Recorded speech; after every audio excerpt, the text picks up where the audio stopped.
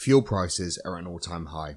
Inflation globally is between 7 and 10%, and food prices within the UK have skyrocketed due to supply chain issues and Brexit. The cost of living crisis will affect us all, but none more so than bodybuilders who tend to have above average monthly expenditure to begin with. Food shops can reach over £150 for a week's shop, and right now we could really do with some low cost options to help keep our gains and our bank balance intact. Today I'll be running through some tips and tricks to help you bulk on a budget and 5 meal options that won't break the bank. First of all, let's talk supplements, and supplements are a product which we know has skyrocketed in price lately. Supply chain issues, production issues, manufacturing costs have all been passed over to the consumer. Many supplements such as creatine and protein isolate have almost doubled in cost. So how can you avoid the price hike? My first tip is to use Amazon Subscribe and Save. Now this may seem like a weird outlet to get your supplements, but trust me, some of the major brands are on there. Now selection is limited, however when you find a deal, Subscribe and Save is your best friend. Back in 2021, my highly branched cyclic dextrin was going for about £30.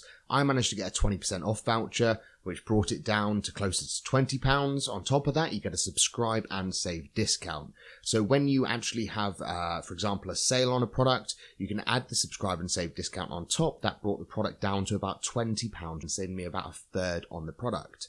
Now, the savings don't end there. With Subscribe and Save, what you're able to do is lock in that price that you originally buy it for. So for the last year, I've been getting cyclic dextrin for about £20. Currently, it's going for about £40 on Amazon with no sign of a sale anytime soon, with these products generally going up in price on a monthly basis. The more and more you subscribe to on a monthly basis, the more savings you get. Some products will be cheaper. For example, I use Aveeno, which is a moisturizer, which is great. They use it for skin conditions. It's just oat-based, really natural, really thick, and really, really nourishing. Great for bodybuilders who have to shave often or have irritation from clothes because they work out, they sweat. So I subscribe to multiple items and I now have about a 10 to 15% saving on those items because I've subscribed to more and more. Lots of bodybuilding products are on there as well as lifestyle stuff that you can pick up. I get my EAAs, my creatine and my cyclic dextrin all from Amazon. Leading on from that and pretty much related is to ditch brand loyalty. Not all the prices will be the best on the market, not all the formulas will be the best on the market, and you are beholden to one company's discount policy. I used to buy a hell of a lot of my supplements from Redcorn 1. Now that was fine, they almost always run a sale, but even for the only supplement company to run a sale at pretty much every single day, every single week of the year, I still had issues where sometimes I'd have to pay full price and it really hit the bank balance those months. I vary the sources of my supplements based on price and convenience and what products I can get where. Sometimes I need some good quality products that I can't get elsewhere. So I'll go onto Insight Supplements, for example, and hope to God there's a deal or find a product that is on sale within that. Sometimes the product that I want will be cheaper on Amazon. And sometimes you can get what you need from a standard health store on the high street. It doesn't have to be a bodybuilding version of Omega Freeze for it to work. And that's point number 3. Many people see a multivitamin from My Protein, for example, and they'll think, great, that'll be more fitness related or bodybuilding related. But no, if you are paying a monster fee for a multivitamin and there's nothing special in there, no particularly expensive ingredients, you're being ripped off. I get my multivitamins on Amazon, a year's supply for about £20, whereas that could be the monthly cost if I went for a health supplement from another one of the major bodybuilding brands. Moving on to a quick and simple fix to save you some money, we're talking meal prep. You all know it surely by now. You subscribe or you watch a bodybuilding YouTube channel. If you're not subscribed yet, click the button and the bell. Just do it now. So this one's really, really simple. Get yourself a cooler bag, get yourself loads of Tupperware, and fill those fuckers every single day. When you're traveling, you don't have to pay the £5, £10, £15 to get food on the go. Simply pack your food in the cooler bag. All good, keeps it refrigerated for a good day or two. At the cheapest, a lunch in London is going to cost me probably about a tenner, I'm not going to lie. Even if it's just once or twice a month that you're traveling, this is going to save you a substantial amount of money. I highly recommend to start meal prepping if you don't. I know in this work from home world, we've all gotten used to like cooking every meal fresh. It's fucking lovely. And if you have the time and the money to do that, that's great. I personally have been doing that for the last 2 years and I've recently switched back to meal prep because when you're traveling, when you're busy, you just need to be able to grab something and go, and it will save you some money in the process, as well as stopping you impulse buying food, because it's much harder to justify getting yourself that lovely pasta dish when you've already got something in the fridge. Now, for something that's not talked about as much, but there is a substantial cost, especially to myself, during a bulk, that's clothes. Bodybuilding specific clothing can cost a fortune. especially when you want to look good in the gym, because that's where you spend most of your time. Trust me, I've been there, I'm still there. But there are a few tips that you can do to save. First of all, I never buy from a bodybuilding specific store without a sale. Gasp, for example, one of the traditionally more expensive places to buy your clothing, but one of the best, especially for build quality. Their hoodies can go for like 150 quid, but I promise you at some time in the next few months, that fucker will have 50% off. But for consistent, cheap deals, you want to be going to eBay, Vinted, and charity shops. I shit you not, I was on Vinted earlier looking for a pair of jeans, because for us bodybuilders, you know, it's hard to get that fit. I was specifically looking for Levi 541s, which are the athlete ones.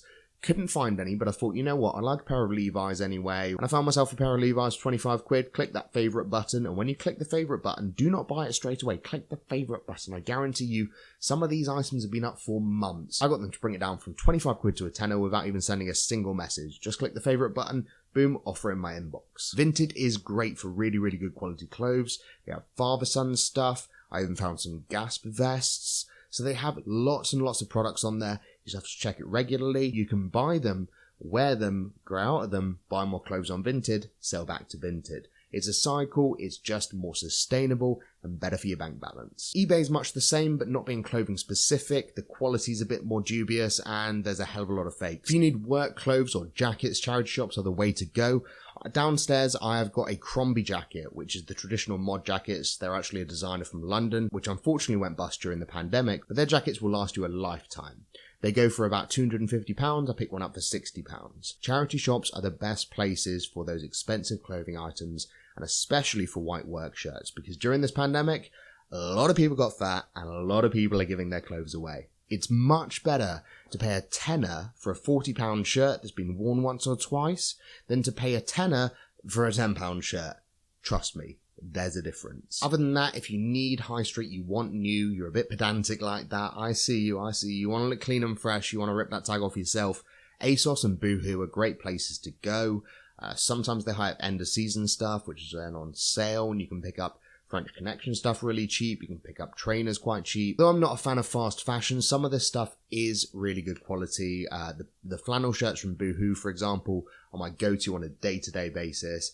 They're well made, they're going to last me a long time, and if you buy oversized, you're good. Unless, like me, you're already in the top size of Boohoo, and the next step is completely outgrowing it. And now we move on to the meat of the video, what you probably clicked on this for, the food. The big cost in bodybuilding is food. We can all do without supplements or wear our clothes to death, but food is something you just can't scrimp on.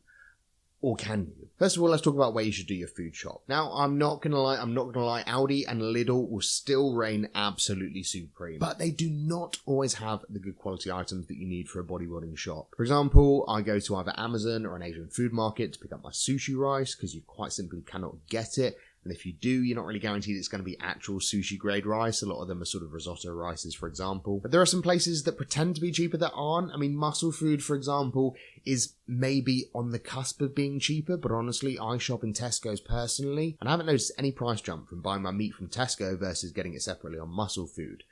But I have noticed the quality difference, which is substantial. Muscle Food, I'm not a fan, I'm sorry. There's something funky about their meat. I don't know whether it's the sauce, the packaging, whether they pump those fuckers full of anabolics to get us all hooked on their meat, but either way, I'm not a big fan. But if you did want to save money on that portion of your shop, then a good quality local butcher's is the way forward over some national conglomerate trying to sell you food to your doorstep. A local butcher will be able to cut deals if they know that you're going to come in regularly. They generally have better quality stuff, and they also do lovely marinades and stuff for the meat. That means that your meal prep's ready to go with marginal extra calories. If you do choose convenience and you want to get everything from one place, do what I do. Personally, I shop on Tesco, one of the major supermarkets within the UK. They have a club card, which is their loyalty program. I use this. I also have a Tesco credit card. All of these in conjunction just rack up my points. I currently have about £20 worth of points on there, and if you cash them in for experiences, like going to Alton Towers, Fort Park, a theme park, for example, or a zoo, you get triple the value. So I've got 60 quid worth sitting there. Or I could choose to use it on my Tesco shop. So I then end up saving money just by buying food. And some shops I manage to whack off 15 to 20 quid without much effort or without using many points because of different promotions. If you shop regularly anywhere, you need to get on their loyalty scheme, especially a supermarket card, for example. And let's face it, door-to-door has become much more appealing as fuel prices have rocketed. driving to Aldi and Lidl might actually work out more expensive now than getting it delivered to your door from a more expensive supermarket like Tesco or Waitrose. Well, definitely not Waitrose. But let's face it, none of those fuckers are watching this video, are they? Now let's run through 5 money-saving meals that I use during my bulk and I'm using currently to save money while trying to get big. Down below in the description will be affiliate links to anything from Amazon, so it costs you nothing, but it gives me a kickback. First meal on the list is my staple every single day of every single week of my bulk. I will consume this in some way, shape or form. It is beef mince and sushi rice. Sushi rice because it's the most palatable. Good alternatives are also jasmine rice if you want to save a little bit of money, get a bit of fragrance in there. But sushi rice is very dense and I find it easier to get down when you're pushing calories up. You want to go for your standard 5% beef mince, whatever you can afford. Usually pretty much all lean beef mince nowadays is steak mince. What type of steak? I have no fucking clue. They never tell you, do they? But if you can get your hands on a really good quality mince, that's great. Otherwise, just your basic bog standard lean beef mince will do the job. Simply fry up the beef mince in a pan with some spices, maybe a little bit of tomato and chili sauce, which I don't really count calorie wise anyway. It's tomatoes, right? How many can it have? I use turmeric, a little bit of salt, a little bit of all-purpose seasoning. Sometimes I'll even throw in some smoked paprika to get those barbecue vibes going. 1 meal of beef mince and sushi rice on my bulk, with my portions, with my costings, would work out to about £2. It's about £1.50 for about 250 grams of the lean beef mince, and it's about 40p for my portion of sushi rice. Secondly, another great one to get down the hatch is macaroni. Now you might feel like a prepubescent child when you reach for this in the store cupboard. However, you will not be lathering this with cheese sauce, I hate to tell you. The best sauces that I use are simply a tomato passata or a tomato and chili sauce, something with minimal oils, not really much fats. There's just pretty much tomatoes and chili and garlic. Add this in with any protein of choice, and I mean anything. This is another really, really great money saver, and using chicken breast, for example, this meal isn't going to cost you much more than £2.50. Thirdly, the contest prep staple, the meme food, you've seen it on this channel before, protein oats. This can be substituted for cream of rice, even better if you can, but I'm not too much of a fan of cream of rice, I'm not going to lie, till we get deep into prep and I need to spice things up. A kilogram of oats won't set you back much more than £1, which is roughly 10 pence a portion. A scoop of protein can't be much more than 50p. A spoonful of peanut butter can't be much more than 20 pence. If you want to be a fucking nerd and be healthy, you can add some fruit in there too. This meal won't cost you much more than £1, probably about £1.50 to £2 a portion. It's filling, which does present some problems. So if you're going to go for this and you're deep into a bulk, sub those oats out for cream of rice, something with less fats and less fibre that's going to go through you a bit quicker. And trust me, it will go through you sharpish. Meal number 4.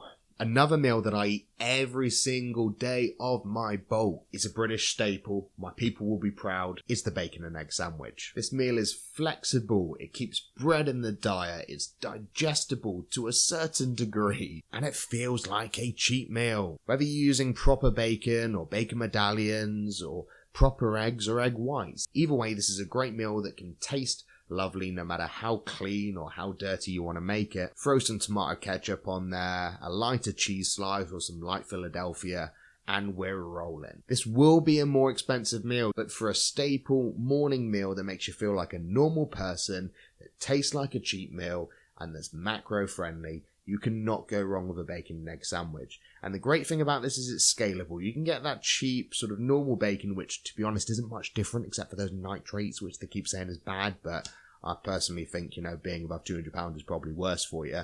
And you can go for standard cheap eggs, free range of course, not caged, but standard normal eggs. Or you can get all fancy with Burford Brown or Blue Aranciano eggs or whatever the fuck they are. Last but not least, jerk chicken thighs. Chicken thighs are a cheap and great macro-friendly meal for the bulk when you have a little bit of fats to spare. And jerk, in my opinion, is one of the greatest flavours in existence. You want to get yourself the proper Dunn's River jerk seasoning, the proper liquid stuff. It will singe your mouth off. You're better cooking this on fire, so if you've got a barbecue, that's great. If not, you want to blast this in a high heat in the oven to burn off a little bit of that chili kick. But a bit of spice goes a long way in mixing up the palate and the flavours and helping you get food down.